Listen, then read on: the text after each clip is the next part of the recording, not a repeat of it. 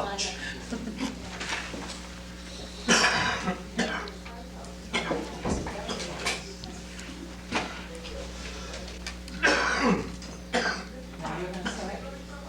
I stop.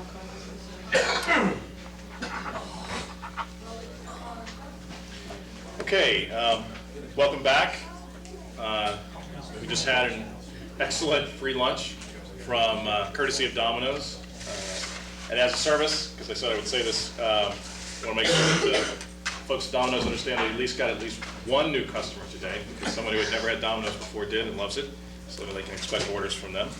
We appreciate any free food is always appreciated. So any business that's willing to do that, we will plug unendingly.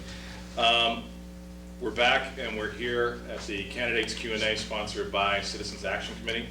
And this afternoon, we're going to be talking with 3 of the candidates for school committee. We'll be starting with Mr. Stephen Vanbeaver in a second. I want to get some issues out of the way, a couple of opening things, and then we'll get right to Mr. Vanbeaver. First, I want to make sure that I put in the word for the League of Women Voters event, Meet the Candidates Night. That's going to be April 24th at 7:30 p.m. at the large group room in the middle school, which is different than it has been in other years. Usually it's in this room that we're in now, but it will be in a large group room in the middle school. We're hoping, as a Citizens Action Committee, we're hoping for a large turnout for that, and we certainly support that event as a chance to meet all the candidates, not just the Board of Selectmen and the school committee candidates, but all the candidates who will be running for contested and uncontested seats. So that's April 24th, 7:30 p.m. in the large group room. The event that you're watching now is the Candidates Q&A for the Citizens Action Committee.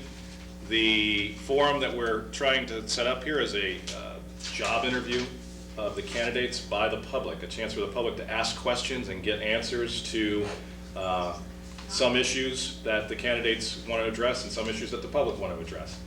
To that end, the Citizens Action Committee sent each of the candidates a candidate profile, a list of questions or 6 issues that we thought were important for the school committee and important for the town to know about the school committee. And so 3 of those 4 candidates have responded with their candidate profile. We have those on our website at www.cacnr.org. And you can go up there and check it out, or you can come down here and we have them printed out for you. A little bit about our committee itself. We're a committee that is about citizens' involvement. And so our mission statement is to provide open forums for discussion of town issues and town concerns, to introduce and support the resolution of those town issues, and really a primary mission is to advocate and promote ongoing community involvement, getting people involved in community affairs, in town government, and in the committees that really run this town. And so attending committee meetings, letting those members know what you think about both their job and specific issues, and using our group as a way of getting that message across. One of the primary tools that we use is electronic technology, both email and the internet with the website. We try and keep the public informed about all events that are happening in town, and so to that end, we also put up articles about individual committee meetings, what's happened, and what may be happening, and trying to let everyone know what's coming up. Initiatives that are important to our group, Citizens Action Committee, is town budgets, staying within projected revenues. We were successful in doing that this year as a town. Next year, it's going to be a challenge, and we'd like to see that whole process start now for looking at how we're going to solve those problems. Town meeting participation is very important to us. We think everyone should show up. That's your chance to vote and voice. Voter registration, you need to do that to be able to show up and have your voice heard. You also need to do that to be able to vote on May 8th, which is really what we're about here today. And a final thing is the solution to town space needs, both for the police station, for the schools, and for the DPW. The event that you're watching now is live. It also will be rerun. It is taped. And so we will be rerunning this on Channel 22, Sundays and Tuesdays at 8 p.m. and also Mondays, Wednesdays, and Fridays at 10 a.m. So if you're early morning and after you've been to Dunkin' Donuts, you want something to watch, you can come and watch this Monday, Wednesdays, and Fridays. This will be rerun until the election. And both this afternoon's school committee candidates and also this morning's Board of Selectmen. So if you missed this morning, you get a chance to watch it again. Todd, you might want to mention next week too. Yes. Since this is a school committee interview, we'll talk about some school issues. And so next week, the Citizens Action Committee will be sponsoring a symposium on the elementary school space issue, specifically Swan Pond and the Batchelder ballot questions. And that event will start at 10 o'clock here, again, in this room, and in Town Hall. Sorry, I know where I am, you may not. That's an hour-and-a-half event. It's not the same as this, and we have several members of all of the committees represented in town, as well as the school building committee will be giving their presentation that they gave at town meeting back in February. So please join us next week and spend once again your weekend with the Citizens Action Committee. One other short note that I want to give, actually two other short notes. The Citizens Action Committee invited all candidates for school committee to appear today. 3 of those candidates will be with us. We're starting with Mr. Stephen Vanbeaver. After Mr. Vanbeaver will be Mr. John Wiese, and then concluding will be Ms. Maureen Vacca. Mr. Stephen Schuler is a candidate for school committee, and he declined. And one of his reasons for declining, in speaking to me, was the fact that the Citizens Action Committee has come out and endorsed the Swan Pond ballot issue, which is true. And so as a disclaimer, I want to make sure that everyone understands that for the school space issue, we have decided as a group that Swan Pond is the solution for that, and we'll be working towards that. However, school committee as a candidates race is not just about Swan Pond. And so there are many other issues that need to be dealt with, and that's what we'll be dealing with here. And in just a second, I'll address the candidate's profile. Also, another note there are only 4 candidates for school committee at this time. Peter Papafazulio had pulled papers and has now withdrawn and will not be on the ballot. In prepping for this event, we asked the candidates to all send candidate profiles, and as I said, those are on the website. The 6 issues that we asked them to address were the space crisis in the elementary, middle school, and high schools, the school department budget, which was tight this year and will probably be tight in coming years, user fees, how did they feel about those, contract negotiation with school department employees, MCAS, and basically a rating of current leadership, their feelings on the people that are on the board at this time on the committee and what they think might be done differently. So with that, I'm going to open it up to Mr. Vanbeaver for his 5-minute open, and then we'll have question and answer from the public. Mr. Vanbeaver. Thank you, Todd. Thank you for the opportunity to express my views today as candidate for the school committee. And wanted to kind of open with a few statements, somewhat about my background and about my views of the town.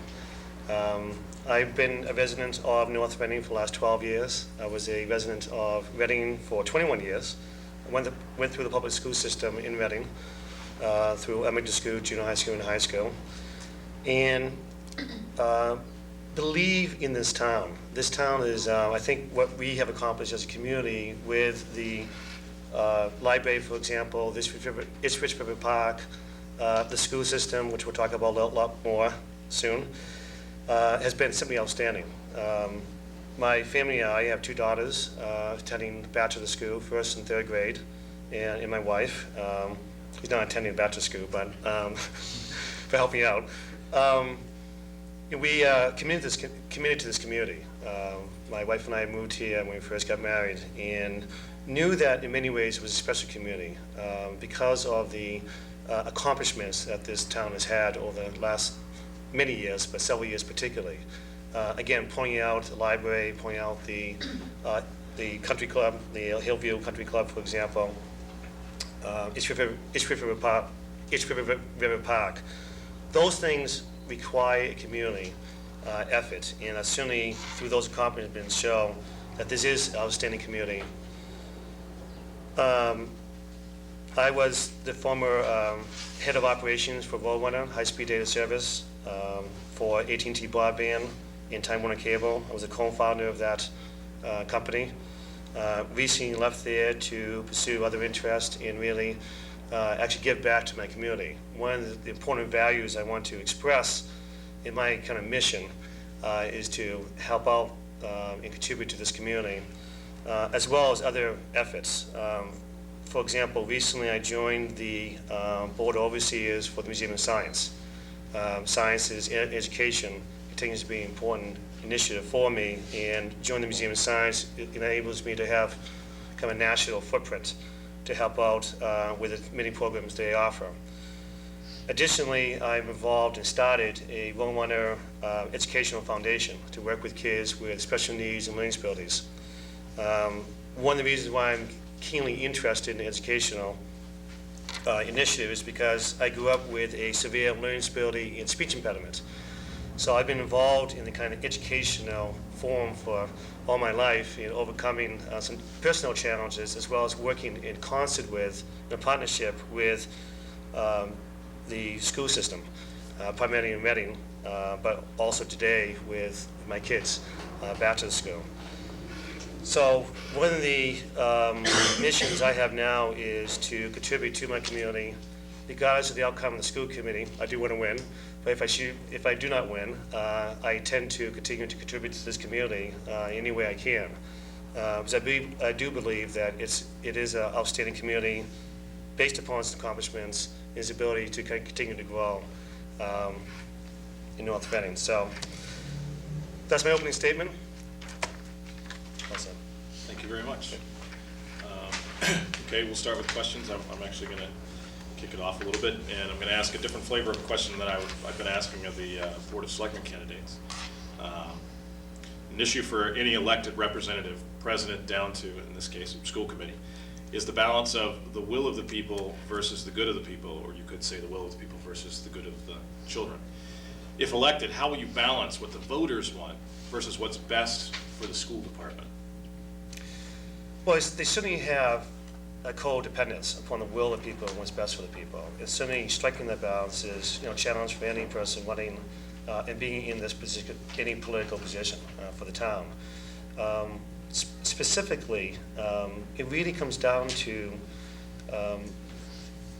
for example, the Swan Pond School. Let me take an example of this. The Swan Pond School, where the need for the kids in this town is to have better facilities that are updated to support the mandates, the state and federal mandates, as well as the programs required today.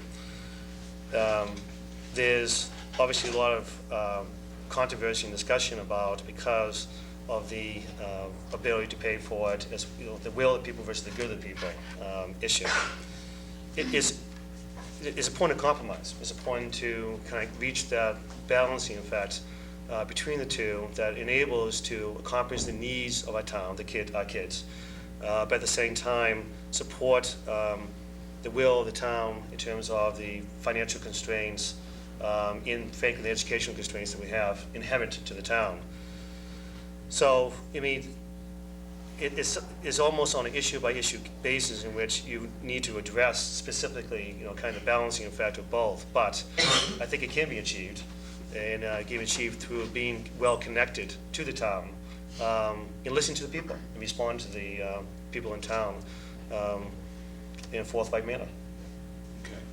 Kind of as a follow-on to that, and again, a different flavor from what we were talking about this morning, you have, when it comes to the schools, there's an extremely large group of people who are very involved as both voters and speaking to a specific issue, in this case, education of their children. Yet, a majority of the town does not have children in the schools, and so you have a fairly significant silent majority that speaks really only at the polls. How do you, as a school committee member, then address that particular issue of getting that silent majority to support you? Well, I think, again, by having a balanced message, by talking about the choices. I think, back in the fall, I was very open-minded about the back-to-school renovation. That'd be an example where that was an alternative proposal